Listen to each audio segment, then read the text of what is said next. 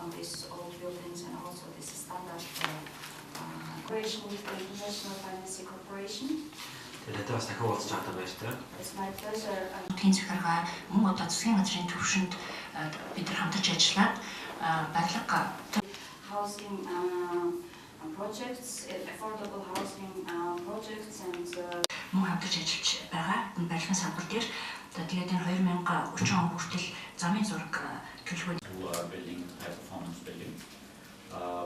The idea is to сайн шийдлүүдийг нэвтрүүлж байгаа мөн одоо энэ чиглэлд бас санхүүжилт хангалттай. Монгол орны хувьд бол яг эко барилга гэдэг юм бол хамгийн гол нөгөө дулаан авлагд багтаал барилга байх хэрэгтэй. Эко барилгч нөгөө барилгаар олон талаардаг л даа.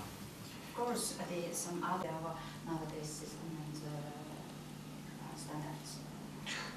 Энэ хөлс байдлаа ч гэдэг. What's happened, and we will certainly endeavor to proceed on this. We will certainly look also at maybe even no extra cost or even less cost. Орхи за Жули болвол Джонатан хоёр байгаа. Манай төр хувийн хвшлийн түншлэлийн асуудлаар ярьж хүчний байгуулагчдын дээр эрчим хүчний асуудлаар яригдсан тантай ярьсан асуудлуудыг ажил хэрэг болох.